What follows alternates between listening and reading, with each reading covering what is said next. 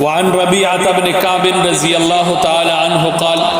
كنت أبيت مع رسول الله صلى الله عليه وسلم فأتيته بوضوئه وحاجته فقال لي سل فقلت أسألك مرافقتك في الجنة قال أو غير ذلك قلت هو ذاك قال فأعني على نفسك بكثرة السجود. حدیث ہے حضرت ربیعہ بن کعب رضی اللہ تعالی عنہ کی، فرماتے ہیں کہ میں رات میں حضور صلی اللہ علیہ وسلم کے ساتھ رہا کرتا تھا اور وضو کا پانی اور دوسرے جو ضروریات ہے، مسواک ہے، جائے نماز ہے وغیرہ وغیرہ وہ پیش کیا کرتا تھا، یعنی میری خدمت تھی، میری ڈیوٹی تھی۔ ایک دن حضور نبی کریم صلی اللہ علیہ وسلم نے مجھ سے فرمایا کیا مانگتا ہے مانگ، جو کچھ مانگنا چاہتے ہو مانگو۔ میں نے کہا یا رسول اللہ میری درخواست صرف یہ ہے کہ جنت میں مجھ کو آپ کی رفاقت نصیب ہو۔ آپ صلی اللہ علیہ وسلم نے فرمایا جس مرتبے کو تم پہنچنا چاہتے ہو یہ تو بہت عظیم ہے، اس کے سوا کچھ اور مانگو۔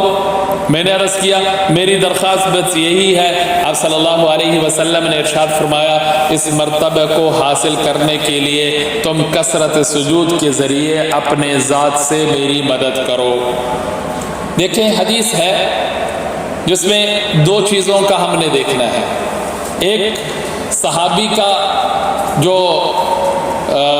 ارادہ ہے وہ دیکھیں، اور دوسرا حضور نبی کریم صلی اللہ علیہ وسلم نے جو صحابی کو ارشاد فرمایا اس پر ہم غور کریں۔ حضور صلی اللہ علیہ وسلم کی خدمت ہو رہی ہے اور خدمت سے انسان کو بہت کچھ ملتا ہے۔ مشہور جملہ ہے خدمت سے خدا ملتا ہے اور عبادت سے جنت ملتی ہے۔ تو خدمت کرنے سے جس کو خدا مل گیا جنت بھی اس کی ہو گئی، خدا مل گیا تو سب کچھ مل گیا۔ ان وجدتنی وجدت کل شیء، میرے بندے اگر میں تجھے مل گیا سمجھو سب کچھ تجھے مل گیا۔ تو یہ صحابی حضرت ربیعہ فرماتے ہیں کہ خدمت کا مجھے بدل ملنے لگا۔ ایک دن ایسا آیا کہ میں نے حضور کے لیے جو ضروریات تھی اور جو خدمت تھی وہ خدمت میں نے کر دی، تو اس کے بدلے حضور نبی کریم صلی اللہ علیہ وسلم نے مجھے ارشاد فرمایا سل۔ دریائے رحمت جوش میں آیا اور مجھ سے حضور فرمانے لگے سل، مانگ کیا مانگتا ہے۔ اگر ہمارے جیسے کوئی ہوتا، آج لوگ صحابہ کرام پر بات کرتے ہیں، صحابہ کرام پر ان کے ایمان کے بارے میں بات کرتے ہیں، ایسے لوگ نہ اس آسمان اور زمین نے اس سے پہلے دیکھیں اور نہ صحابہ کی جماعت کے بعد کوئی ایسے لوگ نظر آئیں گے۔ ہم ہوتے تو ہم کہتے ہیں ہمیں جاگیر مل جائے، زمین مل جائے، گاڑی مل جائے، بینک بیلنس مل جائے۔ حضور نبی کریم صلی اللہ علیہ وسلم کے صحابی پر قربان جائیے جو حضور سے سوال کرتے ہیں، اور سوال بھی وہ کرتے ہیں جو کسی نے نہیں کیا۔ سوال کرتے ہیں اسألک مرافقتک فی الجنہ، یا رسول اللہ میری خواہش یہ ہے، میں یہ چاہتا ہوں کہ جیسے دنیا میں آپ کے ساتھ رفاقت ہے، دنیا میں آپ کی صحبت حاصل ہے، دنیا میں آپ کے ساتھ رہتا ہوں تو جنت میں بھی آپ کے ساتھ رہوں، بس میرے یہی سوال ہے۔ غیر ذالک، میں اس کے علاوہ کچھ اور مانگنا ہے مانگ، میں رب سے درخواست کرتا ہوں تجھے مل جائے گا، میں رب سے مانگوں گا رب تجھے عطا کر دیں گے۔ لیکن صحابی اپنی جگہ پر ڈٹ کے کھڑے ہیں، قلت هو ذاک، نہیں بس یا رسول اللہ مجھے بس یہی چاہیے اور مجھے کچھ نہیں چاہیے۔ تو آپ صلی اللہ علیہ وسلم نے ارشاد فرمایا مانگا تو تم نے بہت بڑا درجہ ہے، بہت عظیم سوال ہے تم نے جو کیا ہے، چلو میں اس کے لیے تمہیں ایک طریقہ بتلاتا ہوں، جب اس طریقے پر عمل کرو گے تو جنت میں میری رفاقت تمہیں مل جائے گی۔ حضور نبی کریم صلی اللہ علیہ وسلم نے یہاں پر اس صحابی کو ایک چیز کا حکم دیا، اور ایک اور جگہ آپ صلی اللہ علیہ وسلم نے اپنی امت کے ہر فرد کے لیے اعلان فرمایا من احب سنتی فقد احبنی ومن احبنی کان معی فی الجنہ۔ تیسری جگہ حضور کا ارشاد ہے المرء مع من احب، اور یہ بھی ایک صحابی کے سوال کے جواب میں ہے۔ صحابی پوچھتے یا رسول اللہ دنیا میں مدینے میں ہم آپ کے کے دیدار کا شوق رکھتے ہیں، جب دل میں خیال آتا ہے آ کر آپ کا دیدار کر لیتے ہیں، لیکن مجھے ایک بات پریشان کرتی ہے کہ جب جنت میں جائیں گے آپ امام الانبیاء ہے، آپ کا مقام اور مرتبہ اتنا بلند، پھر جنت میں آپ کا دیدار تو نہیں ہو سکے گا جیسے یہاں دنیا میں مدینہ میں ہم آپ کا دیدار کرتے ہیں۔ حضور صلی اللہ علیہ وسلم اس صحابی کے محبت کو دیکھتے ہوئے ارشاد فرمایا المرء مع من احب، کوئی پریشان کیوں ہوتا ہے؟ جو جس کے ساتھ دنیا میں محبت کرتا ہے جنت میں اللہ اس کو اس کا پڑوس نصیب فرما دیں گے۔ صحابہ کرام کہتے ہیں اس جملے نے ہمیں اتنا خوش کر دیا، اتنا خوش کر دیا کہ ایمان لانے کے بعد اگر ہمیں خوشی ملی تو اس موقع پر ملی کہ چلو ہمیں حضور کے ساتھ محبت ہے اور جنت میں بھی حضور کے رفاقت اور حضور کی معیت مل جائے گی۔ تو اب محبت ایک تو دعوی محبت ہے جیسے ہم لوگ کرتے ہیں، چھوٹا منہ بڑی بات، اور ہماری جو محبت ہے وہ عام طور پر ربیع الاول کے چند دنوں میں جوش مار دیتا ہے اور جنڈیاں اور یہ اور وہ اور فلاں اور فلاں، جبکہ حضور فرماتے ہیں میری محبت کا پیمانہ یہ ہے، اس کے لیے تھرمامیٹر یہ ہے کہ من احب سنتی فقد احبنی، جس کی زندگی میں جتنی میری سنت کے مطابق جس کی زندگی ہوگی، جس کی زندگی میں جتنی سنتیں ہوں گی اتنا ہی وہ بندہ میرے ساتھ محبت کا دعوے دار ہوگا اور اپنے دعوے میں وہ سچا ہوگا۔ تو اس لیے ایک تو